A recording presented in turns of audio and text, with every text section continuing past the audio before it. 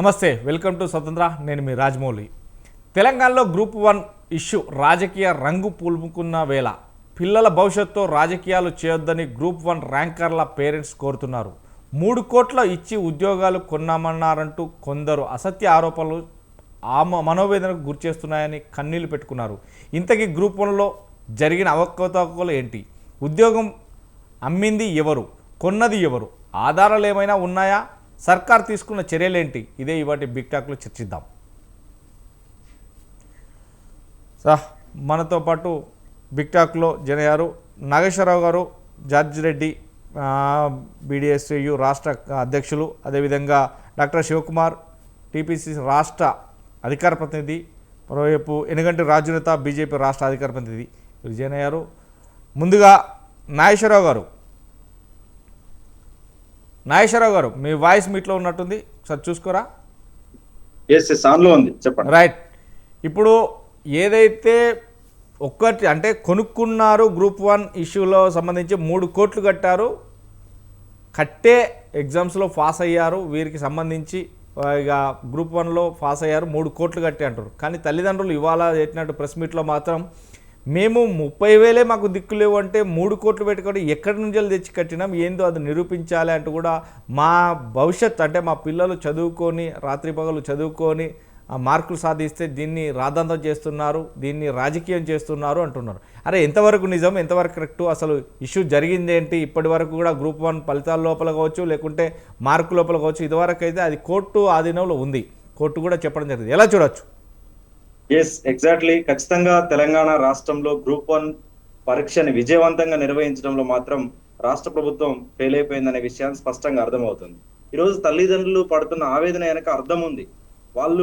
వాళ్ళ బిడ్డలు ఇంకొక 24 అవర్స్ లో లేదంటే కొన్ని రోజుల్లోనే గ్రూప్ 1 అధికారులుగా, కలెక్టర్లుగా, సబ్ కలెక్టర్లుగా మారుతారని సంతోషపడుతున్న కాలంలో ఈ వ్యవహారం అనేది అయితే వాళ్ళలో కన్నీరు మున్నీరు కలిగించే అవకాశం ఉంది.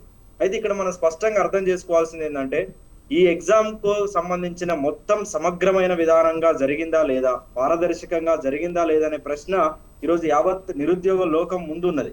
కాబట్టి మేము George Reddy PDS student union గా మేము ఈరోజు తల్లిదండ్రులు పడుతున్న ఆవేదనను అర్థం చేసుకుంటున్నాం. వాళ్ళు ఇన్ని రోజులు వాళ్ళు పడ్డ శ్రమను కూడా గుర్తిస్తున్నాం.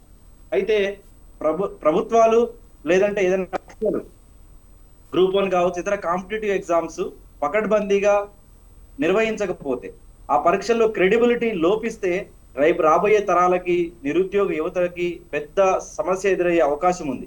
ఈరోజు హైకోర్టు స్వయంగా రాష్ట్ర ఉన్నత న్యాయస్థానమే ఈ పరీక్ష నిర్వహణలో అవకతవకలు జరిగినాయి, అనేక మ్యానిపులేషన్ జరిగిన దానికి అవకాశం ఉన్నవి, అనుమానాలు కూడా అభ్యర్థులలో లేవనెత్తి ఉన్నాయి. కాబట్టి దీన్ని తక్షణమే ఆ ప్రభుత్వం వైఖరిని తీసుకోవాలనే స్టాండ్ ని హైకోర్టు కూడా, గౌరవ హైకోర్టు తీర్పు ప్రకటించింది.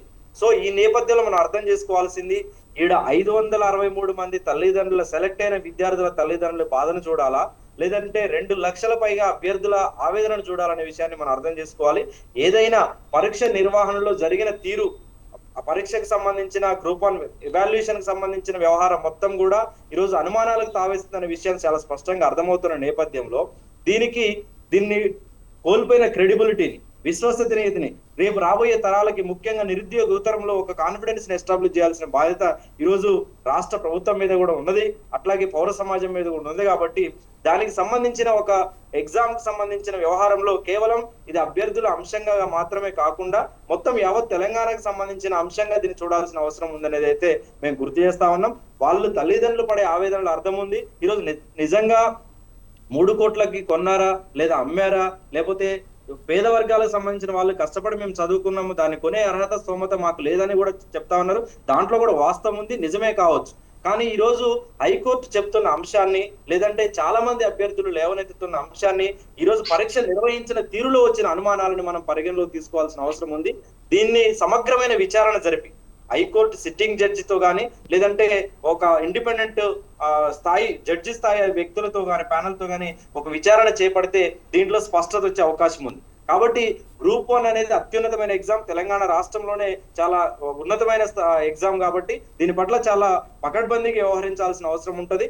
దీంట్లో సెంటిమెంట్లకు పోవాల్సిన అవసరం లేదనే విషయాన్ని కూడా మేము గుర్తు చేస్తా ఉన్నాం. ఈరోజు తెలంగాణలో గ్రూప్ 1 నిర్వహణలో రాష్ట్ర ప్రభుత్వము టీజీపీఎస్ బోర్డు చాలా స్పష్టంగా విఫలమైందనే విషయాన్ని ఈరోజు రాష్ట్ర ప్రభుత్వం అంగీకరిస్తుందా లేదా అనే విషయాన్ని బయట ప్రపంచానికి తెలియజేయాల్సిన అవసరం ఉంది.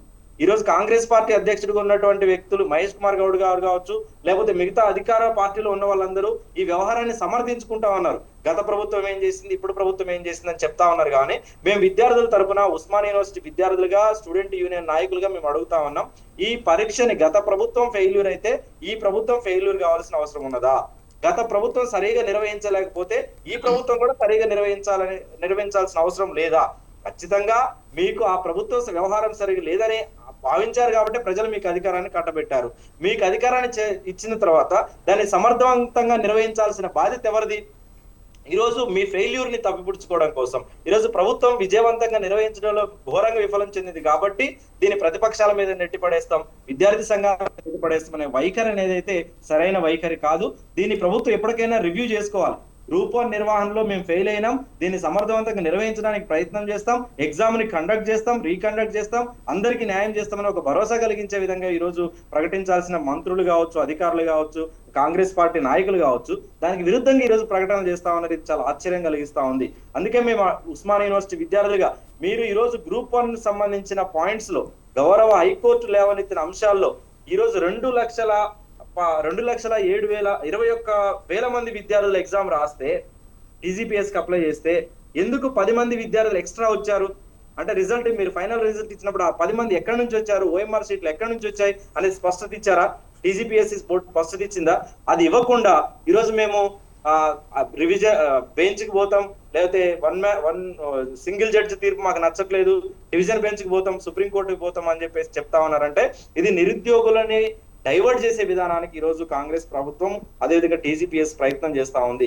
దయచేసి మేము అడుగుతా ఉన్నాం, ప్రభుత్వము పరీక్షలు నిర్వహించడం అంటే ఇది మార్కెట్ లో సరుకు లాగానో లేకపోతే దీనికి సంబంధించి వ్యాపార లావాదేవీ లాగా చూడాల్సిన అవసరం లేదు, చూడొద్దు. ఇది నిరుద్యోగుల జీవితాలకు సంబంధించిన అంశం, కోట్లాది మంది లక్షలాది మంది విద్యార్థుల కుటుంబాలకు సంబంధించిన అంశం. మీరు పకడ్బందీగా దీన్ని నిర్వహించినప్పుడు మాత్రమే ఈరోజు రాబోయే ఎగ్జామ్స్ మీద కూడా ఒక విశ్వసనీయత కలుగుతుంది.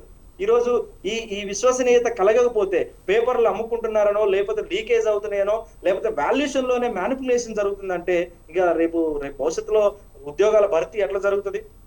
నిరుద్యోగులు కాన్ఫిడెన్స్ ఎట్లా వస్తుంది? ఇప్పటికే 10 ఏళ్ల కాలంలో ఉద్యోగాలు రాక చాలా మంది ఆత్మహత్యల వైపు పోయిన పరిస్థితి ఉంది, చాలా మంది అనేక అవకతవకలు జరిగినాయి అని చెప్పేసి జీవితాలను కోల్పోయిన పరిస్థితి ఉంది. ఒక్క నిరుద్యోగ అభ్యర్థి ఈ రోజు కాంపిటేటివ్ ఎగ్జామ్ లో సక్సెస్ కావాలంటే ఎంత కష్టపడుతుందో ఈ అధికారులకు తెలుసా? ఈ ప్రభుత్వ పెద్దలకు తెలుసా? ఈ రాజకీయ పార్టీ నాయకులకు తెలుసా? సుదీర్ఘకాలం లైబ్రరీలకి, క్లాస్ రూమ్లకి, అదేవిధంగా హాస్టల్లో అతుక్కపోయి తల్లిదండ్రులకు దూరంగా, కుటుంబాలకు దూరంగా వాళ్ళు నిద్రలేని రాత్రులు గడిపి, నిద్రలేని సమయాన్ని గడిపి కనీసం కనీస అవసరాలు కూడా తీర్చుకోకుండా రోజువారీ అవసరాలకు కూడా సంపూర్ణంగా పోని విధంగా ప్రిపరేషన్ ఉంటది. స్నానం చేస్తే కూడా 10 నిమిషాలు టైం వేస్ట్ అవుతుంది అనే ఫీలింగ్ తో ఈ రోజు కాంపిటేటివ్ ఎగ్జామ్స్ చదువుతారు. తినడానికి పోతే టైం వేస్ట్ అవుతుంది అని చెప్పి అక్కడే 5 రూపాయలు భోజనం చేసి తినే చాలా మంది అభ్యర్థులు ఉన్నారు. వాళ్ళ ఆవేదనను అర్థం చేసుకోవాల్సిన బాధ్యత ఉంటది. వాళ్ళకి అన్యాయం జరిగినప్పుడు వాళ్ళకి భరోసా కల్పించాల్సిన బాధ్యత ఈ రోజు కాంగ్రెస్ పార్టీ ప్రభుత్వం గానీ లేదంటే రాజకీయ పార్టీలు కానీ తీసుకోవాలి. కానీ దానికి విరుద్ధంగా ఈ రోజు రాజకీయ విమర్శలు చేసుకుంటూ మేం చేయలేదు, మీరు చేశారు, మీ అప్పుడు జరిగింది, మా అప్పుడు జరిగింది అని చెప్పడం అనేది దీన్ని తప్పించుకునే వ్యవహారం దాగి ఉంది. ఇక్కడ తప్పించుకోవడము, తప్పప్పులు ఎంచడం కాదు కావాల్సింది. నిరుద్యోగుల్లో భరోసా కల్పించాలి, ట్రాన్స్పరెంట్ గా ఎగ్జామ్ ని కండక్ట్ చేయాలి.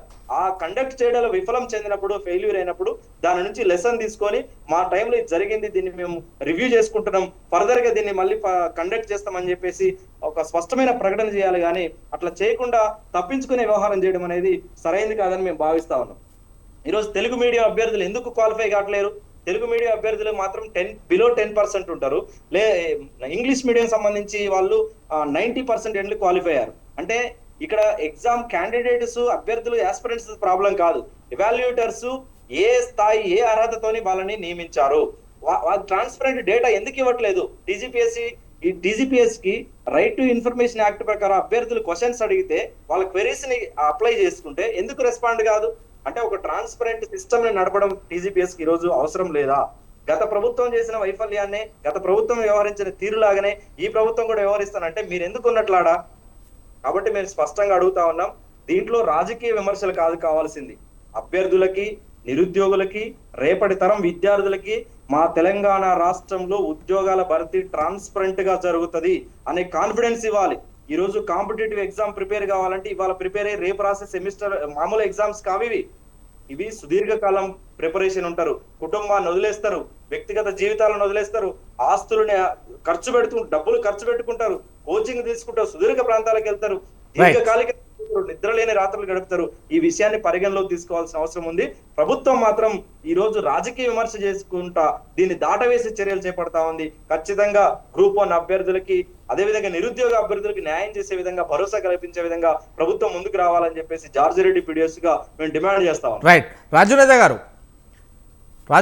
ఏదైతే గ్రూప్ 1 ఇష్యూకు సంబంధించి ఈ హైకోర్టు కూడా చెప్పడం జరిగింది గవర్నమెంట్కి, ఏదైనా ఉంటే మళ్ళీ మీరు మార్కులను అంటే పేపర్ సర్క్యులేట్ చేసి మళ్ళీ దిద్దుతారా, రివాల్యుయేషన్ చేస్తారా, లేదు అని అంటే ఖచ్చితంగా వెళ్తే మళ్ళీ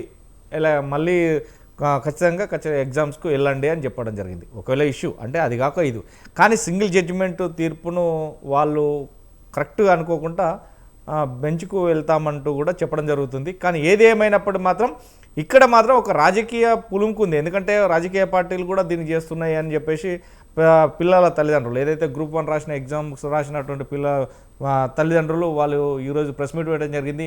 30,000 మా ముఖాలకు తెలియదు, 3 కోట్ల రూపాయలు ఎక్కడ అంటూ కూడా మనం విజువల్స్లో కూడా చూస్తున్నాం. వాళ్ళ బాధను, వాళ్ళ వర్ణతీరాన్ని కన్నీళ్ళు పెట్టుకోవడం.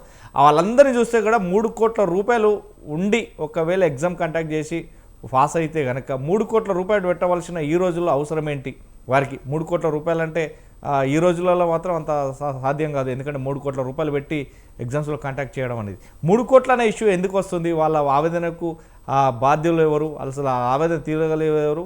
ఇష్యూ ఏంటి? అసలు ఎలా చూడొచ్చు? ఎందుకు ఈ విద్యార్థుల పట్ల రాజకీయంగా చేస్తున్నారని అనుకోవచ్చు? రైట్. గుడ్ ఈవినింగ్ అండి అందరికీ కూడా. ఈరోజు నిజంగా తెలంగాణ రాష్ట్రంలో గౌరవ హైకోర్టు ఇచ్చినటువంటి తీర్పు చాలా సంచలనం రేకెత్తించింది. గ్రూప్ 1 నియామకాల విషయంలో అడుగడుగున తప్పులు జరిగినాయి, సరిదిద్దుకోలేనటువంటి తప్పులు చేసిర్రు అని చెప్పేసి హైకోర్టు చాలా క్లియర్ గా మెన్షన్ చేసింది.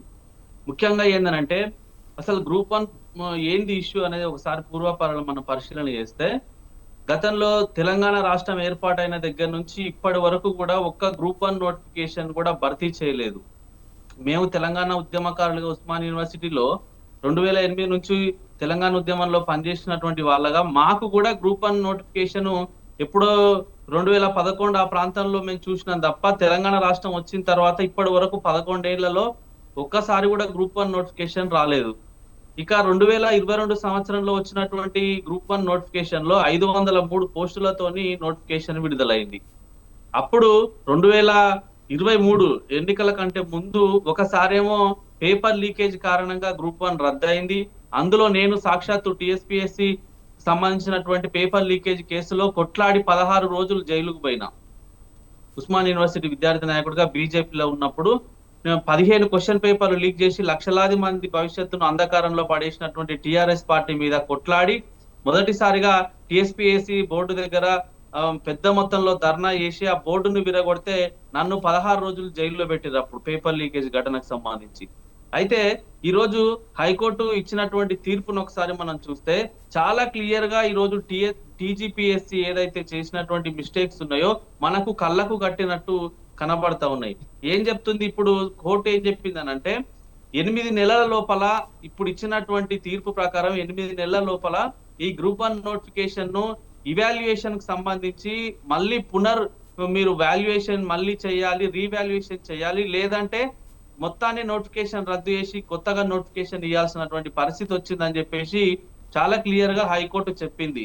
చెప్తూ ఏం చెప్పింది? సంజయ్ సింగ్ వర్సెస్ యూపీఎస్సీ కేసులో గతంలో ఈ రకంగానే పునర్మూల్యాంకనానికి సంబంధించి చేయొచ్చా వద్దా అనే కేసులో సుప్రీంకోర్టు గైడ్ లైన్స్ ఉన్నది కాబట్టి మేము ఈ జడ్జిమెంట్ ఇస్తున్నాము, తప్పకుండా అభ్యర్థులకు అన్యాయం జరిగిందని చెప్పేసి చాలా క్లియర్ గా చెప్పింది. అందుకోసమని గత సంవత్సరం అక్టోబర్ 21 నుంచి 27 వరకు జరిగినటువంటి మెయిన్స్ ను కూడా అవసరమైతే రద్దు చేయాలనేటువంటి ప్రతిపాదనను ఈ రోజు హైకోర్టు తీసుకొచ్చింది. ఎందుకు మరి ఈ రోజు హైకోర్టు లేవనెత్తినటువంటి విషయాలు ముఖ్యమైనవి ఏంటంటే, మొత్తంగా చూసుకుంటే గ్రూప్ 1 నోటిఫికేషన్ ఇచ్చిన దగ్గర నుంచి ఫస్ట్ ఏమో 503 పోస్టులతోని నోటిఫికేషన్ ఇచ్చారు, మళ్ళీ దానికి 60 పోస్టులు కలిపారు, 563 పోస్టులు అని చెప్పేసి మళ్ళీ ఇచ్చిర్రు. తర్వాత మధ్యలో జీవో 29 అని ఒక అభ్యంతరకరమైనటువంటి జీవోని తీసుకొచ్చిర్రు. తర్వాత మళ్ళీ ఇంకొక జీవోని తీసుకొచ్చిర్రు. ఇట్లా అనేక రకాలైనటువంటి ఇబ్బందులు తలెత్తడమే కాకుండా మొత్తంగా చూసుకుంటే evaluation process English medium Telugu medium రెండు చూస్తే ఒకసారి ఇంగ్లీష్ మీడియంలో అప్లై చేసిన వాళ్ళు ఎక్కువ మంది సెలక్షన్ అయ్యారు. ఎందుకు సెలక్షన్ అయ్యారు మరి? తెలుగు మీడియంలో రాసిన వాళ్ళు ఎందుకు ఎక్కువ సెలక్షన్ కాలేదు అనేది ఈ రోజు ప్రశ్న. ఈ రోజు ఇంగ్లీష్ మీడియంలో ఈ రోజు మెయిన్స్ కు హాజరైనటువంటి వాళ్ళ సంఖ్యను మనం పరిశీలన చేస్తే 12,381 మంది మెయిన్స్ కు క్వాలిఫై అయ్యారు, ఎగ్జామ్ రాస్తే అందులో 506 మంది ఎంపిక అయ్యారు. మొత్తం పోస్టులు ఉన్నాయి 563 అయితే ఇంగ్లీష్ మీడియంకి వెళ్ళి రాసిన వాళ్ళే 506 మంది ఎంపిక అయ్యారు. మరి తెలుగు మీడియంలో 8,694 మంది మెయిన్స్ ఎగ్జామ్ రాస్తే అందులో కేవలం ఎంపికైన వాళ్ళ సంఖ్య ఎంత అంటే 56 మంది మాత్రమే ఎంపిక అయ్యారు. మరి ఏంది తేడా? ఎవరు దీన్ని ఎందుకు ఇట్లా రకంగా చేసిర్రు? ఎందుకంటే పూర్తిగా అసంబద్ధంగా ఈ రోజు ఈ డిస్క్రిప్టివ్ మెథడ్ లో జరిగినటువంటి పరీక్షకు సంబంధించినటువంటి ఇవాల్యుయేషన్ లో నిష్ణాతులైనటువంటి టీచర్లను, నిష్ణాతులైనటువంటి లెక్చరర్లను పెట్టి పేపర్లు దిద్దిపియలేదు. కేవలం జేఏలు డిఎల్లతోని వాళ్ళకు ఒక సబ్జెక్టు మీద అవగాహన ఉంటది, ఇంకొక సబ్జెక్టు మీద అవగాహన ఉండదు. ఒక మీడియంలో చెప్పిన వాళ్ళకి ఇంకొక మీడియంలో పేపర్ ఇవాల్యుయేషన్ చేసేటప్పుడు తప్పకుండా వాళ్ళు మిస్టేక్స్ చేసేటువంటి అవకాశాలు ఉంటాయి. రెండోది ఏం చెప్పింది గౌరవ హైకోర్టు? ఎగ్జామ్ సెంటర్ల అలొకేషన్ల విషయంలో కూడా చాలా మిస్టేక్స్ అయినాయి. ఇప్పుడు కోటి ఉమెన్స్ కాలేజ్ సంబంధించి కోటి ఉమెన్స్ కాలేజీలో అభ్యర్థులు ఎవరైతే రాసిరో వాళ్ళే ఎక్కువ మంది ఈ రోజు ఉమెన్స్ అభ్యర్థులు క్వాలిఫై అయ్యారు. 71 మంది ఈ రోజు కోటి ఉమెన్స్ కాలేజీలో పరీక్ష రాసిన వాళ్ళు క్వాలిఫై అయ్యారు. మొత్తంగా 28 మహిళా సెంటర్లు తెలంగాణ రాష్ట్ర వ్యాప్తంగా ఉంటే కేవలం కోటి ఉమెన్స్ సెంటర్ లో రాసిన వాళ్ళు 71 మంది క్వాలిఫై అయ్యారు. మిగతా 26 సెంటర్లలో చూస్తే కేవలం 139 మాత్రమే క్వాలిఫై అయ్యారు. ఇట్లా ఎగ్జామ్ సెంటర్స్ అలొకేషన్స్ లో కూడా తప్పు చేసిందని చెప్పింది. తర్వాత ఏంది హాల్ టికెట్లు, ప్రిలిమ్స్ కి ఇచ్చినటువంటి హాల్ టికెట్లు, మెయిన్స్ కి ఇచ్చినటువంటి హాల్ టికెట్ల విషయంలో కూడా ఈ రోజు హాల్ టికెట్ నెంబర్లు వేరే ఉన్నాయి, హాల్ టికెట్లు కూడా వేరే ఉన్నాయని చెప్పేసి చెప్పింది. జిఆర్ఎల్ జనరల్ ర్యాంకింగ్ లిస్టు విషయంలో కూడా అనేక అనుమానాలు లేవనెత్తినటువంటి అవసరం ఉన్నది. కాబట్టి ఈ రోజు హైకోర్టు చెప్పినటువంటి ప్రతి అనుమానాలు ఈ రోజు వస్తున్నటువంటి సందర్భం. ఇంకొక విషయం ఏంటంటే ఈ రోజు జెల్ పెన్స్, బాల్ పెన్స్ అని ఉంటాయి సార్. ఈ రోజు ఓఎంఆర్ షీట్ లో మనకు చాలా క్లియర్ గా బాల్ పెన్నే వాడాలని చెప్పేసి టీజీపీఎస్సీ గైడ్ లైన్స్ ప్రకారం ఉంటది. కానీ జెల్ పెన్ తో రాసిన వాళ్ళ యొక్క ప్రశ్న ఆన్సర్ షీట్స్ ని కూడా ఈ రోజు ఇవాల్యుయేషన్ చేసినట్టుగా ఈ రోజు టీజీపీఎస్సీ తర్వాత ప్రకటన చేసింది. మరి ఈ రోజు టీజీపీఎస్సీ పెట్టినటువంటి రూల్స్ రెగ్యులేషన్స్ వాళ్ళే వయలేషన్ చేస్తే ఎవరు దీన్ని పట్టించుకునేటువంటి నాదుడు? సో ఇట్లా చెప్పుకుంటూ పోతే ప్రతి ఒక్కటి ఇంకొకటి ముఖ్యమైనటువంటి విషయం, యూపీఎస్సీ కూడా ఈ కోటి ఉమెన్స్ కాలేజీలో ఎగ్జామ్స్ కండక్ట్ చేసింది. అప్పుడు ఏం చేసింది అంటే మహిళా అభ్యర్థులకు, పురుష అభ్యర్థులకు ఒకే సెంటర్ లో వేసింది. కానీ టీజీపీఎస్సీ మాత్రము గ్రూప్ 1 సంబంధించినటువంటి మెయిన్స్ ఎగ్జామ్ లో కేవలం కోటి ఉమెన్స్ కాలేజ్ లో ఓన్లీ మహిళా అభ్యర్థులకు మాత్రమే సెంటర్ వేసింది. అంటే వీళ్ళ యొక్క అంతరార్థము టీజీపీఎస్సీ కమిషన్ యొక్క నిర్వాహకం ఏ రకంగా ఉందో ఒకసారి మనం ఆలోచన చేసుకోవచ్చు. ఇంకొకటి సార్, ఈ రోజు తెలుగు మీడియం, ఇంగ్లీష్ మీడియం వాళ్ళకి సంబంధించినటువంటి క్వాలిఫికేషన్ విషయంలో ఎంత తేడా ఉందా అంటే ఈ తెలుగు మీడియంలో 8,000 మంది రాస్తే 56 మంది ఎంపిక అవుతారు. ఇంగ్లీష్ మీడియంలో 12,000 మంది రాస్తే 506 మంది వాళ్ళే ఎంపిక అవుతారు. ఉర్దూ మీడియంలో 10 మంది రాస్తే అందులో 10లో ఒకరు సెలెక్ట్ అయ్యారు. అంటే ఇంత తారతమ్యాలు ఎందుకు వచ్చినాయి? ఈ రోజు ఎవరికి ఈ రోజు లబ్ధి చేకూర్చే విధంగా ఈ రోజు పరీక్షల ఫలితాలు ఉన్నాయో ఒకసారి ఆలోచన చేయాల్సినటువంటి అవసరం ఉన్నది. ఇంకొకటి ఈరోజు టీజీపీఎస్సీ ఒక ముఖ్యమైన విషయం సార్. టీజీపీఎస్సీ ఏం చెప్పింది అంటే 2024 అక్టోబర్ 27వ తారీఖు రోజు ఒక వెబ్ నోట్ విడుదల చేసింది. దాని ప్రకారము మెయిన్స్ కి ఎంత మంది క్వాలిఫై అయ్యారంటే 21,093 మంది అని చెప్పేసి మెయిన్స్ రాసిన తర్వాత క్వాలిఫై. అదే మళ్ళా టీజీపీఎస్సీ ఏం చెప్తుంది అంటే మార్చి 30వ తారీఖు నాడు 2025 21,085 మంది అభ్యర్థులు క్వాలిఫై అయ్యారు. ఎందుకు అయ్యారా అంటే తగ్గిరని చెప్తుంది. మళ్ళీ ఏం చేసిర్రు, 25 మంది ఫలితాలను మేము ప్రకటించలేదు వివిధ కారణాలతో అని చెప్పేసి మళ్ళీ మార్చి 13వ తేదీన టీజీపీఎస్సీ ఒక ప్రెస్ నోట్ రిలీజ్ చేస్తారు. ఏమని? 20,161 ఫైనల్ గా క్వాలిఫై అయినటువంటి సంఖ్య అని. అంటే ఈ రోజు ఒకసారి ఆలోచన చేయండి. అఫీషియల్ గా వీళ్ళు టీజీపీఎస్సీకి సంబంధించినటువంటి వెబ్సైట్ లో ఒక్కొక్క నెలల్లో ఒక్కొక్క రకంగా ఒకసారేమో కొంతమంది క్వాలిఫైర్ అంటారు, ఇంకొకసారి దానికి యాడ్ చేస్తారు, ఇంకొకసారి ఏమో మైనస్ చేస్తారు. ఇట్లా అనేక రకాలైనటువంటి తప్పిదాలు చేసి ఈ రోజు అభ్యర్థులను అందరినీ కూడా గందరగోళంలో పడేసిరు. దాదాపు ఈ రోజు పరీక్షకు మొత్తం అప్లై చేసిన సంఖ్య చూసుకుంటే 5,03,000 మంది ఈ రోజు అప్లై చేసిర్రు. ప్రిలిమ్స్ 3 లక్షల మంది రాసిర్రు. మెయిన్స్ కి 31,000 మంది ఈ రోజు హాజరైతే అందులో కూడా ఫైనల్ చేసిన 21,000 మందికి సంబంధించి 1:4 చాలా అభ్యంతరకరంగా ఉంది. అనేక రకాలైనటువంటి తప్పులు జరిగినాయి అని చెప్పేసి హైకోర్టు దాన్ని గమనించింది.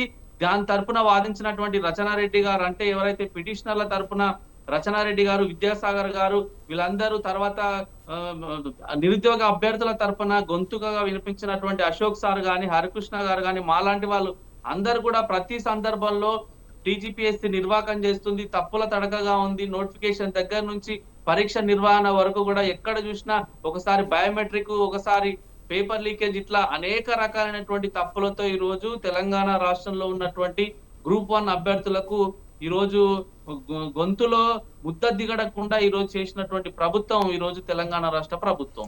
రైట్. బచ్చు శ్రీనివాస్ గారు, బీఆర్ఎస్ రాష్ట్ర నాయకులు కూడా మనతో జాయిన్ అయ్యారు. శ్రీనివాస్ గారు చెప్పండి సార్. శ్రీనివాస్ గారు, మనం గ్రూప్ 1 ఇష్యూ మాత్రం ఈరోజు గ్రూప్ 1 రాసినటువంటి అభ్యర్థులు, ర్యాంక్ సాధించిన అభ్యర్థుల తల్లిదండ్రులు కూడా ఈరోజు ప్రెస్ మీట్ పెట్టడం జరిగింది.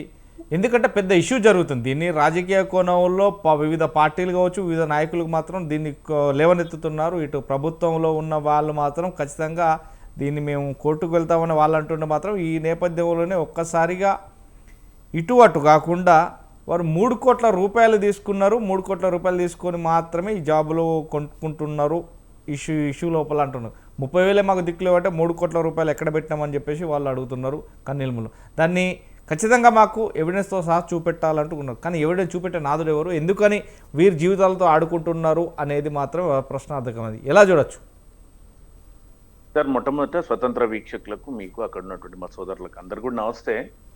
గ్రూప్ 1 పరీక్ష పట్ల ఏ రాజకీయ పార్టీలు ఏం మాట్లాడినా కూడా రాజకీయ పార్టీలుగా సహజంగా స్పందిస్తాయి. స్పందించాల్సినటువంటి బాధ్యత, అంటే ఈ సమాజంలో రాజకీయ పార్టీలు, అధికార పార్టీ ఏదైనా పొరపాటు చేస్తే అది బీఆర్ఎస్ ఉందా లేకపోతే కాంగ్రెస్ ఉందా ఇంకెవరున్నా ప్రతిపక్షంతో ఉన్న వ్యక్తులు ప్రజా గొంతుకై నినదీస్తారు. అంతే తప్ప కానీ ఒక ప్రతి సందర్భంలో కూడా లబ్ధి పొందాలనేటువంటి ప్రయత్నమో లేకపోతే గుర్తింపు కోసం పడేటువంటి ఆరాటం కాదు. ప్రజల పక్షాన మాట్లాడాల్సినటువంటి బాధ్యత ఉంటుంది. ఇది ఒక వైపు అయితే, నిజంగానే రాజకీయం చేసి రాజకీయ లబ్ధి పొందాలని ప్రయత్నం చేసేటువంటి ఒక సందర్భం కూడా ఉంటుంది. ఇప్పుడున్నటువంటి పరిస్థితుల్లో విద్యార్థుల జీవితాలతోని చెలగాటాలాడాలనేటువంటి ప్రయత్నం ఏ రాజకీయ పార్టీ చేయదని అయితే నేను విశ్వసిస్తాను. ఎందుకు అంటే లక్షలాది మంది విద్యార్థులు పరీక్షలు రాస్తే వందలాది వేలాది మంది వారు ఫైనల్కి వచ్చినటువంటి పరిస్థితి. మనము సింగిల్ బెంచ్ కోర్టులో పిల్లలు వెళ్ళినటువంటి సందర్భంలో ప్రభుత్వాన్ని అనేక రకాలుగా తప్పుపట్టింది. ఇప్పుడు మా రాజనేత తనే స్వయంగా అభ్యర్థి కాబట్టి అనేకమైనటువంటి వివరాలు డేట్లతో సహా, అభ్యర్థులతో సహా, సంఖ్య తేడా, ఫలితాలు వెల్లడించిన తర్వాత మళ్ళొకసారి వెల్లడించిన తర్వాత 10 మంది ఒకసారి ఎక్కువ అవడము, కోటి ఉమెన్స్ కాలేజీలో రావడము, 1% తెలుగు మీడియం వాళ్ళకు వస్తే 10% ఉర్దూ మీడియం వాళ్ళకు వస్తే మెజారిటీ 80% వచ్చేసి ఇంగ్లీష్ మీడియం వాళ్ళకి రావడము. అందులో ఇట్లా ఆశ్చర్యకరమైనటువంటి విషయం ఏంటంటే ఒక కాంగ్రెస్ నాయకుని వల్ల కోడలికి ఫస్ట్ ర్యాంక్ వచ్చిందంట. అంటే ఆయన సరే ఫస్ట్ ర్యాంక్ వచ్చిందంటే రాకూడదని రూల్ ఎక్కడా లేదు. ఇప్పుడు అవకతవకలు జరిగినాయని కోర్టు విశ్వసించి జరిగినటువంటి తప్పిదాల పట్ల పారదర్శకత లేదు, వీలైతే తిరిగి పరీక్ష రివాల్యుయేషన్ చేయాలి లేదా పరీక్ష నిర్వహించాలి అనేటువంటి ఇట్లాంటి చెప్పినటువంటి సందర్భంలో ఒక ప్రైవేటు సంస్థకు పేపర్లు దిద్దడానికి అవకాశం కల్పించినటువంటి ప్రభుత్వము 196,000 పత్రిక ఆ పేపర్లను కొద్ది రోజులలోనే 2 సార్లు దిద్దడము, ప్రైవేట్ వ్యక్తులు దిద్దడము, బాధ్యతాయుతమైనటువంటి వ్యక్తులకు అప్పచెప్పకపోవడము, లేకపోతే పార్టీలు ఒకరినొకరు నిందించుకోవడము, మా బీఆర్ఎస్ హయాంలో ఇట్లా జరిగింది, లేకపోతే మా హయాంలో మేము బాగా చేసినాం అనేటువంటిది ఎంత పారదర్శకంగా ఉన్నారు ఏంటి అనేటువంటిది మీ కథ కమామి అంతా సింగిల్ బెంచ్ ఇస్తే ఈరోజు మళ్ళీ ప్రభుత్వము దాన్ని సరిదిద్దుకునేటువంటి ప్రయత్నం చేయాలి. అదే దిశ, అదే అంటే ప్రభుత్వ ఉద్యోగమే జీవితంగా భావించి కొనసాగుతున్నటువంటి అనేక విద్యార్థుల యొక్క జీవితాలతో చెలగాటమాడకుండా దీన్ని ఏ విధంగా చేస్తే ఆలోచన చేసి దీని మీద ఒక కమిషన్ వేస్తారా, ఎందుకు ఈ యొక్క ఇబ్బంది కలిగింది అనే దాని మీద ఆలోచించకుండా మళ్ళీ ప్రభుత్వం నేను డివిజన్ బెంచ్కి వెళ్తా, అవి ఎవరైతే పోరాటం చేస్తుంటారో, న్యాయ పోరాటం చేస్తుంటారో ఆ పిల్లలకి లక్షలాది రూపాయలు పెట్టి లాయర్లను పెట్టుకునేటువంటి పరిస్థితి ఉండదు. కాబట్టి ప్రభుత్వం కావాలనే దీని మీద మేము పైకోర్టుకు డివిజన్ బెంచ్, సింగిల్ బెంచ్ నుంచి డివిజన్ బెంచ్కి వెళ్తాము అనేటువంటి మాట్లాడడం పట్ల ఈరోజు మళ్ళీ ఒక కొత్త ఏంటంటే, ఇది నేను అనుకోవడం ఏంటంటే గమ్మత్తుగా ఏమంటే ఈ ర్యాంక్ వచ్చిన తల్లిదండ్రులందరికీ ఇది పొలిటికల్, ఇదంతా కూడా పొలిటిసైజ్ చేయడమే. వాళ్ళు వచ్చి ప్రత్యేకించి సమావేశం పెట్టి మా పిల్లలు ఆగమైపోయి, వాస్తవమే వచ్చిన వాళ్ళ సంతోషం కూడా కాలదనేటువంటి కార్యక్రమమే. ఇట్లాంటి పరిస్థితుల్లో ప్రభుత్వం ఆలోచించాలి. ఎందుకు కొద్దిమంది వ్యక్తులకే వచ్చినాయి, ఎందుకు తెలుగు మీడియం వ్యక్తులకు రాలేదు, ఎందుకు నాయకుల పిల్లలకు వచ్చినాయి, దీని పట్ల భారతీయ జనతా పార్టీ నాయకులు కూడా ఎందుకు స్పందించట్లేదు? గ్రూప్ 1 పట్ల ఈ రాష్ట్రంలోని మంత్రులు కానీ, పార్లమెంట్ సభ్యులుగా కానీ, లేకపోతే ప్రతిపక్షంలో ఉన్నటువంటి ఎమ్మెల్యేలు కూడా భారతీయ జనతా పార్టీ నుంచి కాంగ్రెస్ ప్రభుత్వంలో జరిగినటువంటి అవకతవకల పట్ల స్పందించాల్సినటువంటి కనీస బాధ్యత ఉంది. స్పందించకపోతే అది వాళ్ళ వ్యక్తిగతం, అంటే అదేంటి వాళ్ళ దోస్తీ మళ్ళొకసారి ప్రజలకు తెలిసిపోయేటువంటి. మా రాష్ట్ర అధ్యక్షులు రామచంద్రరావు గారు ప్రెస్ మీట్ పెట్టి స్పందించారు అన్న దీని మీద ఆల్రెడీ. అదే అయితే సరే, సంతోషం. రామచంద్రరావు గారు స్పందిస్తే మంచిదే, ఎందుకంటే బాధ్యతాయుతమైనటువంటి వ్యక్తి ఈ భారతీయ జనతా పార్టీ నుంచి. అట్లాగే మంత్రులుగా ఉన్నటువంటి బండి సంజయ్ గారు, ప్రతిదానికి స్పందించే సంజయ్ గారు మౌనంగా ఉండడాన్ని కూడా ప్రజలు గమనిస్తూ ఉంటారు. కాబట్టి ప్రతిదానికి మాట్లాడతారు కదా సంజయ్ గారు. అయితే దీని పట్ల కూడా ఎందుకు మాట్లాడలేదు అనేటువంటి ఒక అనుమానానికి తీసినటువంటి పరిస్థితి ఉంటది. ఈ విధమైనటువంటి పరిస్థితుల్లో ప్రభుత్వం, ఆనాటి ప్రభుత్వాన్ని, బీఆర్ఎస్ ప్రభుత్వాన్ని చాలా రకాలుగా మీరు అవకతవకలకు పాల్పడ్డరు, నిర్వహణ రాదు, మేము వస్తే చేసేస్తాం, అక్కడ ఏంది నారాయణగూడ చౌరస్తాకి వెళ్ళి అక్కడికి వెళ్ళి మేము రాహుల్ గాంధీ గారితో కానీ సమావేశాలు ఏర్పాటు చేపించి అంత బ్రహ్మాండంగా నిర్వహిస్తామని చెప్పినటువంటి ప్రభుత్వం ఇంత దారుణమైనటువంటి, అంటే ఈరోజు అన్ని వర్గాల నుంచి విద్యార్థి సంఘాలు ఆరోపిస్తున్నాయి. ఏ విధంగా ఒక సెంటర్కి 80 మంది ఎన్నికవుతారు రాష్ట్ర వ్యాప్తంగా? అసలు జెండర్ బేస్డ్ ఎందుకు మీరు డివైడ్ చేసిండ్రు? ఎందుకు 2 సార్లు ప్రిలిమ్స్ కు ఒక రకమైనటువంటి హాల్ టికెట్ నెంబర్లు, మళ్ళీ మెయిన్స్ కు ఒకసారి హాల్ టికెట్ నెంబర్లు ఇవ్వడము, సంఖ్య పెరగడము, విద్యార్థుల సభ్యుల సంఖ్య పెరగడము, ఇట్లాంటి అన్ని అవకతవకలు ప్రభుత్వాన్ని ఎన్నో అనుమానాలకు తారతిస్తున్నటువంటి పరిస్థితుల్లో ప్రభుత్వం తను మొండిగా కాకుండా ఈ గ్రూప్ 1 అభ్యర్థుల అందరి దృష్టిలో సానుకూల దృక్పథంతో ఆలోచించి ఒక మంచి నిర్ణయం తీసుకోవాల్సినటువంటి అవసరం ఉంది. ఎందుకు ఈ విధమైనటువంటి మొండి వైఖరితోని డివిజన్ బెంచ్కి వెళ్ళేటువంటి ప్రయత్నం చేయకుండా సింగిల్ బెంచ్ ఇచ్చినటువంటి తీర్పుని అనుసరించాలనేటువంటిదే మా అభిప్రాయం. రైట్. దామోదర్ కిరణ్ గారు, ఎస్ఎఫ్ఐ రాష్ట్ర ఉపాధ్యక్షులు కూడా మనతో జాయిన్ కిరణ్ గారు మనం చూసినాం కదా, ఇక గ్రూప్ 1 ఇష్యూ కూడా హైకోర్టు దశలో ఉంది. హైకోర్టు కూడా ఆల్రెడీ ప్రభుత్వానికి చెప్పడం జరిగింది. ఎందుకంటే మీరు ఏదైతే మార్క్షీట్లకు సంబంధించి ఒకవేళ పేపర్ రివాల్యుయేషన్ చేస్తారా, లేదు అని అంటే డైరెక్ట్గా ఎగ్జామ్స్కి వెళ్తారా, ఏదో ఒక ఇష్యూ అయితే ఖచ్చితంగా చేయాలన్నది. కానీ సింగిల్ బెంచ్ కాకుండా మేము ఖచ్చితంగా సింగిల్ బెంచ్ కాకుండా డబుల్ బెంచ్కి వెళ్తాము అనే నేపథ్యం అయితే గవర్నమెంట్ దగ్గర ఉంది అని అనుకుంటున్నారు. కానీ ఈ నేపథ్యంలోనే కొంత రాజకీయ రగడ మాత్రం జరుగుతుంది. ఎందుకంటే ఈ ఇష్యూ అయితే ఏదైతే ఉందో గ్రూప్ 1కి సంబంధించి, గ్రూప్ 1 పరీక్షకు సంబంధించినటువంటి, ఎందుకంటే ర్యాంకర్లో కూడా ఖచ్చితంగా 3 కోట్లు ఇచ్చి కొనుక్కున్నారు అనేది అర్థం. ఎవరు అమ్మారు, ఎవరు కొన్నారు, కొంటే ఆధారాలు ఏంటి అనేది వాళ్ళ తల్లిదండ్రులు మనోవేదనతో గురై ఏడవడం కూడా జరిగింది. కన్నీళ్ళు పెట్టుకొని వారి ఆవేదనను కూడా వెలగక్కడం జరిగింది. అంటే మొత్తం మీద కష్టపడి చదువుకున్న వాళ్ళు ర్యాంక్ సాధిస్తేనే ఓర్వలేకపోతున్నారు. దీని మీద రాజకీయ రగడ పులుగుకుంటుంది. రాజకీయం చేయొద్దు మా పిల్లల పైన అనేది వాళ్ళ తల్లిదండ్రుల భావన. ఎలా చూడొచ్చు అసలు ఎలా జరిగింది? అసలు గవర్నమెంట్ పొరపాట్లు ఏమైనా ఉన్నాయా, లేదు అంటే ఆ టీఎస్పీఎస్కు సంబంధించినటువంటి పొరపాట్లు ఏమైనా తొలయా? ఈ సంబంధించిన పేపర్ ఇవాల్యుయేషన్కు సంబంధించినటువంటి వ్యక్తులు సరైన వ్యక్తులు అవునా కాదా, వాళ్ళ సీనియారిటీ ఉందా లేదా అనేది ఎలా చూడొచ్చు? నమస్కారం అండి.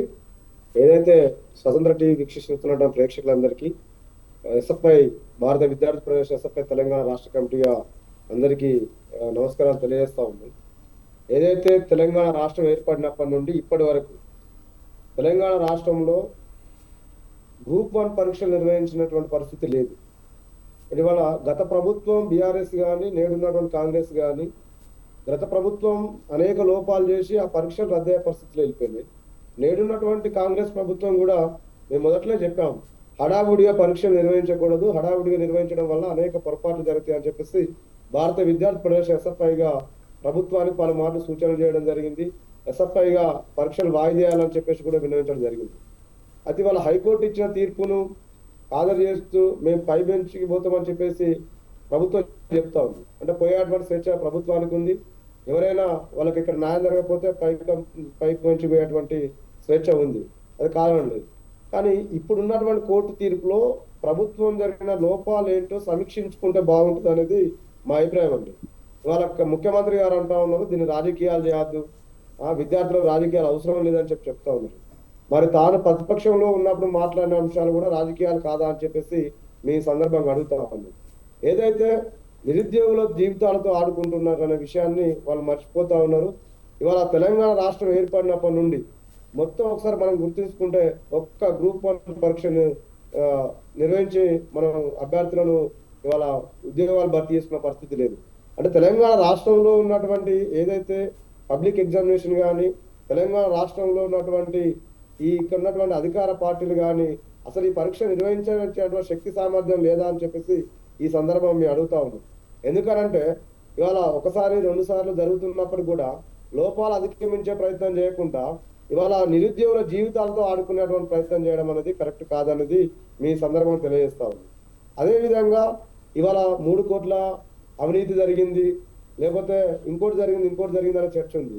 ఈరోజు అనేక మంది తల్లిదండ్రులు, వాస్తవం ఏ తల్లిదండ్రులైనా తన పిల్లవాడు ఒక మంచి గొప్ప స్థాయికి పోతా ఉన్నాడు, కష్టపడి చదువుకున్నాడు, వేల రూపాయలు పెట్టి కోచింగ్ సెంటర్లలో ఇవాళ నేను కష్టపడిన దానికి ఫలితం వస్తుందని ఆశిస్తూ ఉంటారు.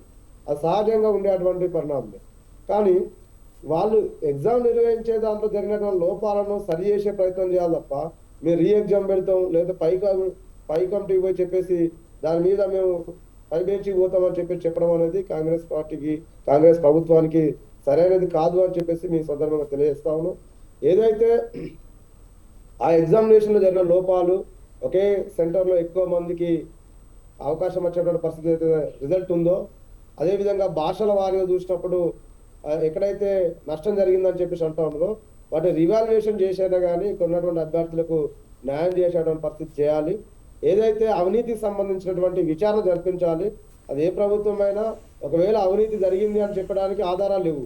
ఆధారాలు లేకుండా ఇవాళ స్వతంత్ర టీవీ డెబిట్ పెట్టిందని చెప్పేసి చర్చలలో నేను ఏది పడితే అది మాట్లాడితే ఆధారం లేకుండా బాగుండదు. కాబట్టి మాట్లాడే వాళ్ళైనా ఆధారాలతో ఉంటే వాటి మీద విచారణ జరిపించి వాళ్ళ మీద తగు చర్యలు తీసుకునే విధంగా ఉండాలి.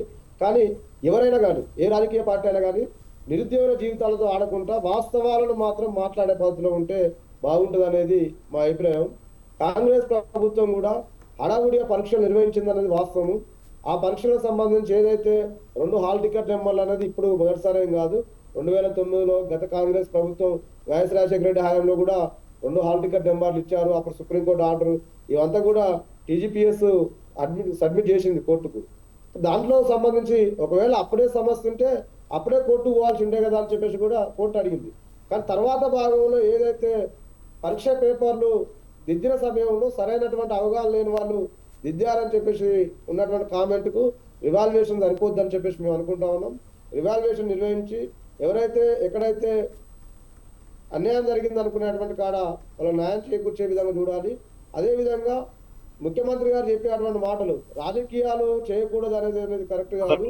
ఏదైనా ఉంటే తనకు ఉన్నటువంటి తన గతంలో చెప్పినటువంటి మాటలను నిలుపుకునే పద్ధతిలో ఉండాలి తప్ప తను కూడా ఇవాళ ఎగ్జామ్స్ నిర్వహించే పద్ధతిలో అవకతవకలు జరిగిన వాటిని సరి చేసుకోకుండా వాటిని రెక్టిఫై చేసుకోకుండా ఇవాళ నిరుద్యోగుల జీవితాలతో ఆడుకుంటామంటే మాత్రం ఊరుకునేది లేదు. భారత విద్యార్థి ఫెడరేషన్ ఎస్ఎఫ్ఐగా ఏ ఒక్క నిరుద్యోగి కూడా అన్యాయం జరిగితే మాత్రం ఎస్ఎఫ్ఐగా మా స్టాండ్ మేము తీసుకోవాల్సి వస్తుందని చెప్పేసి స్వతంత్ర టీ సందర్భంగా ఈ ప్రభుత్వానికి మేము హెచ్చరిక చేస్తా ఉన్నాం. అదేవిధంగా ఈ ప్రభుత్వం జరిగిన లోపాలను అధిగమించేటువంటి ప్రయత్నంలో భాగంగా ఎక్కడైతే న్యాయపరమైనటువంటి విచారణ జరగాలి తప్ప మళ్ళీ ప్రభుత్వం అధికార దోహంతో ఇవాళ అక్కడ ఉన్నటువంటి అభ్యర్థులకు వాస్తవాలను కప్పుపుచ్చేటువంటి ప్రయత్నం చేయకూడదు అనేది మా విజ్ఞప్తికి. రైట్. డాక్టర్ శివకుమార్ గారు. రాజమౌళి గారు నమస్కారం. నమస్తే. తెలంగాణ గ్రూప్ 1 ఇష్యూ రాజకీయ రంగు పులుముకుంటుంది. వేళ పిల్లల భవిష్యత్తుతో రాజకీయాలు చేయొద్దంటూ కూడా వారి తల్లిదండ్రులు మనోవేదనకు గురయ్యి అందరినీ అడుగుతున్నారు. ఎందుకంటే చాలా వరకు కూడా రాజకీయ నాయకులు రాజకీయం దీంట్లో ఎంటర్ అవుతుంది. ఇలాంటి నేపథ్యంలోనే 3 కోట్ల రూపాయలు పెట్టి మేము కొనుక్కున్నామని అంటున్నారు. 30,000 మాకు దిక్కు లేవు, ఎప్పుడు కూడా 30,000 చూసిన దాఖలా లేవు. కానీ 3 కోట్లు ఎలా పెట్టుకుంటామని, ఎందుకంటే మనం కూడా విజువల్స్ లోపల చూస్తున్నాం. వారి కళ్ళ లోపల ఉన్న పశ్చాత్తాపం కావచ్చు, వారికి ఉన్నటువంటి బాధ కావచ్చు, వారి వర్ణాతీరం. అంటే 3 కోట్ల మీరు చెప్పేది కరెక్టే కావచ్చు కాక, అంటే నిరుద్యోగులందరూ వాస్తవానికి పేద కుటుంబం నుంచి గ్రామీణ ప్రాంతాల నుంచి వస్తారు కావచ్చు. కానీ వాళ్ళు ప్రెస్ మీట్ పెట్టిన వాళ్ళే కాకుండా ఇప్పుడు చాలా మంది మీ ఇందాక ఒక పెద్దలు చెప్పినట్టు ఒక రాజకీయ పార్టీకి సంబంధించిన వాళ్ళ పిల్లలు కూడా అందులో ఉద్యోగాలు రాసిన వాళ్ళు ఉంటారు. ఒక్క విషయం ఎందుకంటే ఎనగంటి రాజు నేత గారు ఎప్పుడైనా చట్టాలలో కూడా ఉంది. ఎందుకంటే 100 మంది దోషులు తప్పించుకోవచ్చు కానీ ఒక నిర్దోషి శిక్ష పడకూడదు అని. అదే పాలసీ ఇండియాలో కూడా ఉంది. ఎందుకంటే ఎవరో ఒక్కడు చేసిన తప్పుకు ఇంతమంది బలి కాకూడదనే దాని ఉంది. ఎందుకంటే గవర్నమెంట్ ఎలాంటి చర్యలు తీసుకోబోతుంది, ప్రతిపక్షంగా మీరు ఎలాంటి చర్యలు చేపట్టడానికి సన్నద్ధమవుతున్నారనేది మాట్లాడుకుందాం మనం. ఎందుకంటే వారు ఒకరినొకరు ఎవడో ఒకరు చేసిన పొరపాటుకు అందరి జీవితాల్లో ఆడుకోకూడదు. ఇది ఎందుకంటే ఇది ఎవరికైనా కావచ్చు. మీరు కూడా ఉద్యమ బాటలు నడిచారు, ఉస్మానియా యుద్ధంలో ఎంతో సేవ చేశారు. మేము మా పక్షాన్ని కూడా తెలంగాణ కోసం కొట్లాడినాం. తెలంగాణలో ఎప్పటి నుంచి 12 సంవత్సరాల నుంచి లేని గ్రూప్ 1 పరీక్షలు ఇప్పుడు చేశారు. కానీ దాంట్లో తప్పు ఎక్కడ జరిగింది, సరిదిద్దుకునే పొరపాట్లు ఎలా ఉన్నాయి అనేది. కానీ జీవితాలతో ఆడుకోవడం అంటే ఆషామాషి మాటలు కాదు కదా.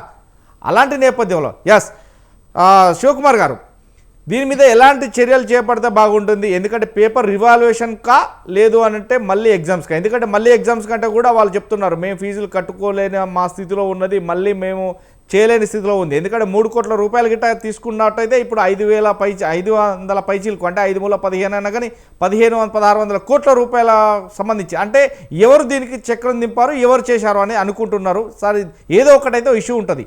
దానికి సంబంధించి ఏమైనా ఆధారాలు ఉంటాయా, ఏమైనా ఎంక్వైరీ నడుస్తుందా, దీనికి సంబంధించి కోర్టులో ఉంది. దాన్ని ఎవరు మాట్లాడకూడదు, కోర్టులో ఉంది. కానీ ఈ నేపథ్యంలో కోర్టు కూడా డిసిజన్ తీసుకుంది. ఎందుకంటే పేపర్ రివాల్యుయేషన్ చేస్తారా లేదు అంటే మళ్ళీ తిరిగి ఎగ్జామ్స్ పెడతారా, ఎలా చూడొచ్చు? ప్రేక్షకులకు మీకు ప్యానెల్ ఉన్న వారికి నమస్కారం. రాజమౌళి గారు మొదటి నుంచి మన మిత్రులు మాట్లాడుతుంటే నేను చూడడం జరిగింది. ఫస్ట్ నాగేశ్వరరావు గారు మాట్లాడిండు, తమ్ముడు ఓయూ స్టూడెంట్. 2 రకాలుగా ఆయన వాదనలనే 2 జరిగింది. ఒకటి దీంట్లో అవకతవకలు జరిగినాయి, కోర్టు ఒక డిసిషన్ తీసుకుంది, సింగిల్ బెంచ్ జడ్జిమెంట్ ఇచ్చింది. దాంతో పాటు నాగేశ్వరరావు మాట్లాడిన దాంట్లో ఇంకొక మాట ఏమన్నాడంటే ఒకవేళ 3 కోట్ల రూపాయలు ఇచ్చి అట్లా చేయడం మటుకు అది కూడా ఆ పరిస్థితిలో చేయలేని పరిస్థితి అనే రకంగా కూడా వివరణ 2 ప్రశ్న అక్కడే వచ్చింది, దాని జవాబు కూడా ఇంచుమించు అక్కడే వచ్చింది. ఎందుకంటే నేను ఎందుకు ఈ మాట మాట్లాడుతున్నా అంటే ఒక స్టూడెంట్ గా వాళ్ళు ఎంత కష్టపడుతున్నారు, లేకపోతే పగలు రాత్రి అని, లేకపోతే గ్రూప్స్ మొత్తానికి ప్రిపేర్ కావడానికి వాళ్ళు ఎంత కష్టపడుతున్నారు అనేది మనం ప్రజలకు అందరికీ తెలుసు, స్టూడెంట్స్ కి అయితే ఇంకా ఎక్కువ తెలుసు కష్టం వాళ్ళు పడుతున్నారు. గతంలో బతు శ్రీనివాస్ గారు కానీ లేకపోతే రాజు నేత గతంలో ఎప్పటి నుంచో కనీసం ఈ తెలంగాణ ఉద్యమం అప్పటి నుంచి కూడా అన్ని లైవ్లలో మేము మాట్లాడడం జరుగుతుంది.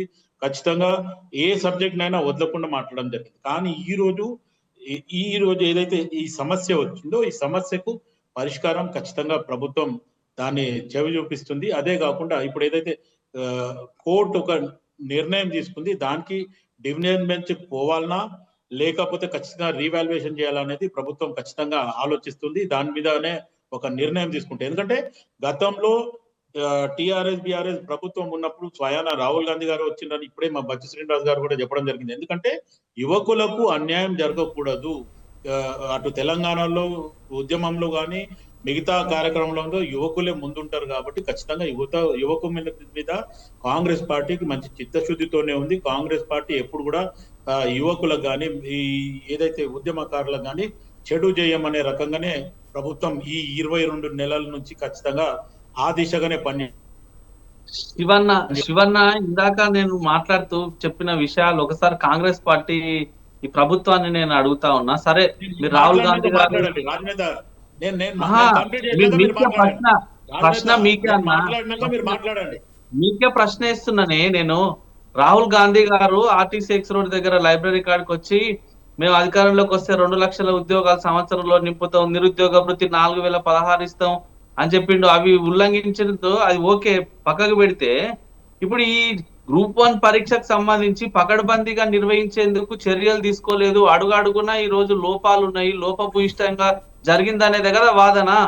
ఒకసారి ఏమో టిఆర్ఎస్ పార్టీ నిర్వహించినప్పుడేమో పేపర్ లీక్ అయింది, రెండోసారి మీ హయాంలోనే బయోమెట్రిక్ సరిగా తీసుకోనందుకు మళ్ళీ ప్రిలిమ్స్ ని క్యాన్సిల్ చేసిరు కదా.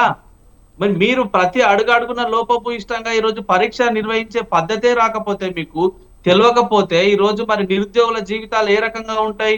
ఈ రోజు ఇందాక మిత్రులు చెప్పినట్టు, నాగేశ్వరరావు గారు చెప్పినట్టు, తెలంగాణ రాష్ట్రంలో లక్షలాది మంది విద్యార్థులు ఈ రోజు ఉద్యోగాలు లేక అన్నమో రామచంద్ర అని హరిగోస పడుతున్నారు. ఇప్పుడు గ్రూప్ 1 పరీక్ష విషయంలో మూలిగే నక్కం మీద తాటి పండు పడ్డట్టు ఈ రోజు విద్యార్థులు కష్టపడి లక్షల రూపాయలు ఖర్చు పెట్టి ఇండ్లకు దూరంగా ఉండి ఈ రోజు చిన్న చిన్న రూమ్లలో, ప్రైవేట్ హాస్టళ్లలో, కోచింగ్ సెంటర్లలో వేల రూపాయలు ఖర్చు పెట్టి ఈ రోజు చదువుకుంటుంటే, సంవత్సరాల తరబడి కూర్చొని పెళ్లిళ్ళు కూడా చేసుకోకుండా ఈ రోజు కనీసం పరీక్ష నిర్వహించడానికి కూడా పకడ్బందీ చర్యలు తీసుకోకపోతే ఈ ప్రభుత్వాన్ని ఏమనాలి?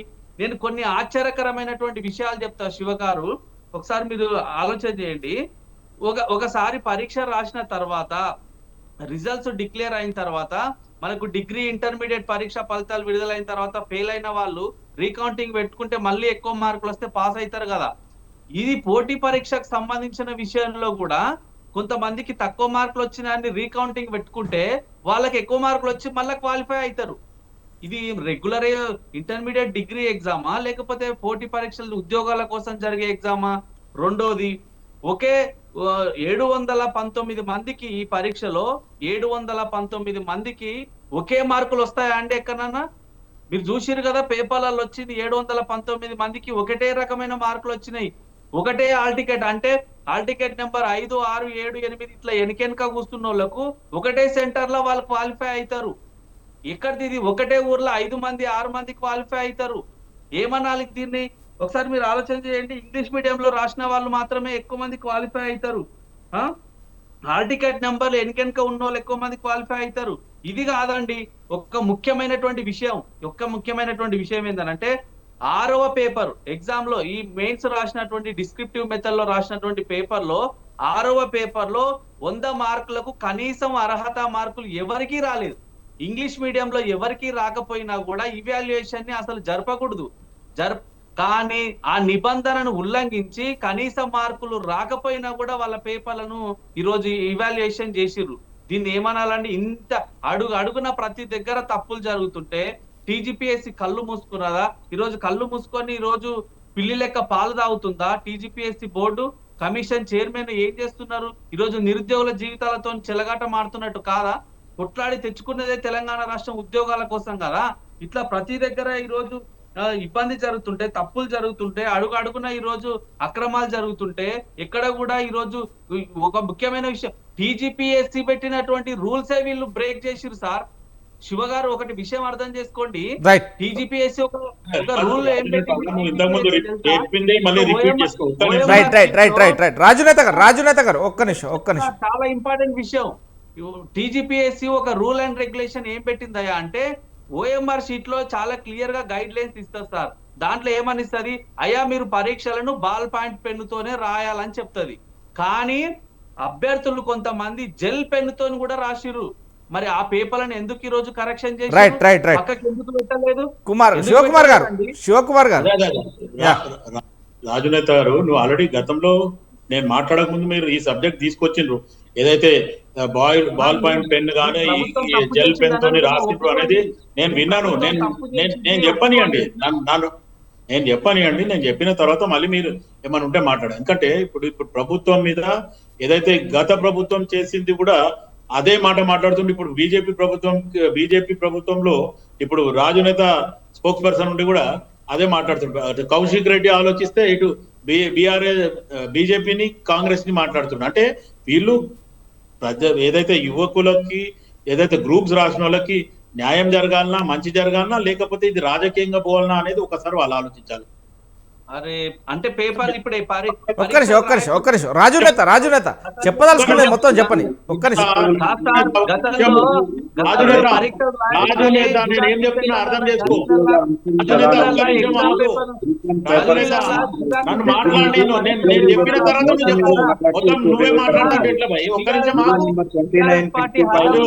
రాజు, నేను ఏం చెప్తున్నాను, ఆయన గారు మాట్లాడింది నువ్వు మళ్ళీ తర్వాత మాట్లాడు. రాజు నేను మాట్లాడిన తర్వాత మాట్లాడమా? నేను ఇంత ఇప్పుడు డిబేట్ ఒక పద్ధతిగా పోతుంది. ఒక్క నిమిషం రాజునేత గారు ఒక్క నిమిషం. రాజునేత గారు ఎలక్షన్ కాదు కదా ఇది. రాజునేత గారు ఎలక్షన్ సబ్జెక్ట్ కాదు. రాజునేత గారు ఒక్క నిమిషం ఆగండి. మీకు సెకండ్ టైం కూడా అయిపోయింది. ఒక్క నిమిషం ఆగండి.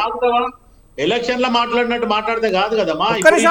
ఒక గ్రూప్స్ రాసిన అభ్యర్థులకు ఇబ్బంది జరుగుతుంది అనేది ఆల్రెడీ ప్రభుత్వం మీద ఒక నెపం వేసిండ్రు, ఇంత కమ్మిండ్రు అని.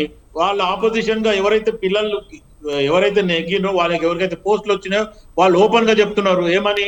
ఖచ్చితంగా మేము 30,000 రూపాయలు ఈ నెలలో 3 కోట్ల రూపాయలు ఏడికేని ఇస్తామనేది వాళ్ళు కూడా అక్కడ వచ్చి చెప్పడము. ఇవన్నీ కూడా ఆలోచిస్తే ప్రభుత్వం కూడా ఎప్పటికప్పుడు ఏం జరిగింది అనేది దాని మీద సమీక్ష చేసి ఖచ్చితంగా ఇప్పుడు కోర్టు ఒక డిసిషన్ ఇచ్చిన తర్వాత దాని మీద మనం మొత్తానికి మనమే ఇప్పుడు లైవ్ డిబేట్ లోనే మనం డిసిషన్ తీసుకున్నాం అయిపోతుంది అనే రకంగా మాట్లాడితే కుదరదు కదా. ప్రభుత్వం లైవ్ డిబేట్ సారాంశమే ఖచ్చితంగా ప్రభుత్వం మీద ఏం జరిగినాయి, ఎక్కడ లోపాలు జరిగినాయి, ఏంటి అనేది తెలుసుకోవడానికి. నాగేశ్వరరావు ఒక్క నిమిషం. నాగేశ్వరరావు ఒక్కసేపు ఆగు. నాగేశ్వరరావు ఒక్కసారి ఆగు. ఇదేంటి భయ్, నాకు అర్థం కాదు. ఒక్కసారి మీరు మాట్లాడినప్పుడు నేను ఎక్కడ కూడా డిస్టర్బ్ చేయలే. నలుగురు మాట్లాడే వరకు నేను సైలెంట్ ఉంటా. నేను చెప్పేటప్పుడు వినడానికి మీరు ఇంకా మీరే మాట్లాడితే ఎట్లా? నేను చెప్పినాక చెప్పండి. ప్రభుత్వము ఒక నిర్ణయం తీసుకుంటది ఖచ్చితంగా ఎవరినో అన్యాయం చేయాలని యువకులకు. శివకుమార్ గారు ఒక్క నిమిషం. రాజునేత గారు ఆగండి కొంచెం ఒక్క నిమిషం. ఎవరికి ఇస్తాను? ఎందుకంటే గడపడ మీరే నలుగురు మాట్లాడితే చూసే వాళ్ళకి ఏమర్థం అయితే కొంచెం ఆగండి. శివకుమార్ గారు last and final. Telangana government paper రివాల్యుయేషన్కి పోతుందా లేకుంటే రీ ఎగ్జామినేషన్ కంటాక్ట్ అవుతుందా? ఈ రెండిట్లో ఏదనేది అనుకుంటున్నారు? లేదంటే కోర్టుకు వెళ్ళి సింగిల్ బెంచ్ కాకుండా డబుల్ బెంచ్కి ఏమైనా అప్లై చేసుకుంటున్నారా? ఈ నేపథ్యంలో తెలంగాణలో గ్రూప్ 1 ఎగ్జామ్స్ రాసినటువంటి విద్యార్థుల మనోభావాలు గుర్తించారా? ఇది సమాధానం చెప్పండి. ఖచ్చితంగా విద్యార్థుల మనోభావాలని కాంగ్రెస్ పార్టీ గుర్తిస్తుంది. ప్రభుత్వం ఖచ్చితంగా దాని మీద ఏదైతే గ్రూప్స్ రాసిన వాళ్ళకి అన్యాయం జరగకుండానే ఒక నిర్ణయం తీసుకుంటుంది. ఖచ్చితంగా ముఖ్యమంత్రి గారు కానీ మంత్రివర్గంలో నిర్ణయం తీసుకొని దాని మీద ఒకవేళ ఇచ్చిన తీర్పు న్యాయబద్ధంగా అయితే దాన్ని రీవాల్యుయేషన్కి వెళ్తుంది. ఒకవేళ న్యాయబద్ధంగా లేదు, అక్కడ కూడా ప్రభుత్వానికి డౌట్స్ ఉన్నాయంటే మటుకు డివిజన్ బెంచ్ కి ఖచ్చితంగా పోతుంది. రాజమౌళి గారు. రైట్. నాగేశ్వరరావు గారు, ఇప్పుడు తెలంగాణలో ఇప్పుడు శివకుమార్ సార్ మాట్లాడినట్టు లేదంటే ఇక్కడ ఉన్న వ్యక్తులు అతిథులు మాట్లాడినట్టు గ్రూప్ 1 కి సంబంధించిన అంశం మీద నిరుద్యోగ అభ్యర్థులు తీవ్రమైన బాధపడుతున్న పరిస్థితి ఉంది. అయితే ఇక్కడ ప్రధానంగా తెలవాల్సిన విషయం, రాష్ట్ర ప్రభుత్వం ఈ అంశాన్ని ఏ విధంగా చూస్తుంది? అభ్యర్థులకు న్యాయం చేయాలనే లక్ష్యంతో చూస్తుందా లేదంటే దానికి సంబంధించిన రాజకీయ అంశంగా చూస్తుందా అనేది స్పష్టత రావాల్సిన అవసరం ఉంది. ఇంకొకటి, ఈ గ్రూప్ 1 నోటిఫికేషన్ మొదలైనప్పటి నుంచి ఇప్పటి వరకు కూడా అనేకమైనటువంటి సమస్యలు వచ్చినాయి. ముఖ్యంగా జీవో నెంబర్ 29 ద్వారా విద్యార్థులకు అన్యాయం జరుగుతుంది, 59 ద్వారా అభ్యర్థులకు అన్యాయం జరుగుతున్న విషయం ఉంది. అంటే దాంట్లో రిజర్వేషన్ కోల్పోతున్న పరిస్థితి ఉంది. కాబట్టి ఒకవైపు ఇవాల్యుయేషన్ లో ప్రాబ్లం వచ్చింది, అదేవిధంగా టీజీపీఎస్ సమర్పించిన అనేక అంశాలు కోర్టుని ఈ రోజు ప్రత్యక్షంగా ఈ విషయాల మీద స్పష్టత ఇవ్వాలని చెప్పింది. రాష్ట్ర ప్రభుత్వానికి టీజీపీఎస్సీ కూడా సమయం ఇచ్చింది కాబట్టి మీరు ఈ రిజర్వేషన్ విషయంలో నోటిఫికేషన్ లో క్లారిటీ లేదు, అభ్యర్థులకు తీవ్రంగా అన్యాయం జరుగుతున్న విషయాన్ని గుర్తించడం లేదు, అట్లాగే ఎగ్జామ్ పకడ్బందీగా నిర్వహించడంలో ఫెయిల్ అయ్యారు. కాబట్టి ఈ నోటిఫికేషన్ ని మళ్ళీ తిరిగి కండక్ట్ చేస్తే డివిజన్ బెంచ్ కి పోవడం అనేది మళ్ళీ అభ్యర్థులకి అన్యాయం చేయడమే అవుతుంది. అదే విధంగా లక్షలాది మంది విద్యార్థులకి విశ్వసనీయతని కల్పించాల్సిన అవసరం ఉంది, క్రెడిబిలిటీ ఉండాల్సిన అవసరం ఉంటది. కాబట్టి దీనికి సంబంధించి తక్షణం రీ ఎగ్జామ్ కండక్ట్ చేయాలనేది ఒక న్యాయమైన ప్రతిపాదనగా భావించాల్సి ఉంటది. రాష్ట్ర ప్రభుత్వం ఆ దిశగా అడుగులు వేయాల్సిన అవసరం ఉంది. ఈరోజు తల్లిదండ్రులు ఆందోళన చెందుతున్నట్టు, లేదంటే 3 కోట్లు పెట్టుకున్నారా కొనలేదనే విషయాన్ని తేల్చాల్సింది ఎవరు? రాష్ట్ర ప్రభుత్వం ఒక విచారణని ఏర్పాటు చేయాలి. సిట్టింగ్ జడ్జితో విచారణ చేస్తుందా, లేదంటే మాకు అదేం మేము పేపర్ కొనుక్కోలేదని ఉంటే దాన్ని జస్టిఫై చేసుకోవాల్సిన అవసరం ఉంటుంది. కానీ ఇది మీరు మాట్లాడుకోండి అనేది చేయడం అనేది సరైనది కాదు. ఉస్మానియా యూనివర్సిటీ విద్యార్థులుగా, రీసెర్చ్ స్కాలర్స్ గా, George Reddy PDS student union గా మేము స్పష్టంగా తెలియజేస్తా ఉన్నాం, ఏం చేయాల్సిన అవసరం ఉంది.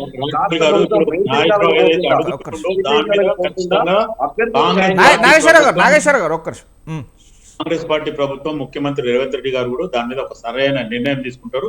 రీ ఎగ్జామ్ బహుశా నా హిసాబ్లో, నాకున్న అనుభవంలో రీ ఎగ్జామ్ పెట్టకపోతే రీవాల్యుయేషన్ కి పోవచ్చు. ఒకవేళ తప్పులు జరిగితే దాన్ని ఒక కమిటీ వేసి రెక్టిఫై చేసి ఖచ్చితంగా దాని మీద ప్రభుత్వం ఏదైతే గ్రూప్స్ రాసిండ్రో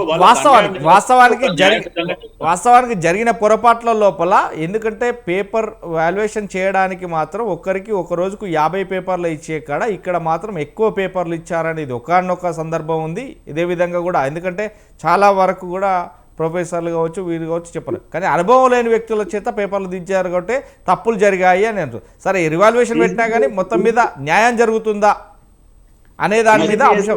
ఓకే, థ్యాంక్ యూ. ఏది ఏమైనా కానీ ప్రభుత్వం ఏ చర్యలు తీసుకున్నా కానీ ఇటు వీళ్ళకి కావచ్చు వాళ్ళకి కావచ్చు న్యాయం జరగాలనేదే స్వతంత్ర లక్షణం.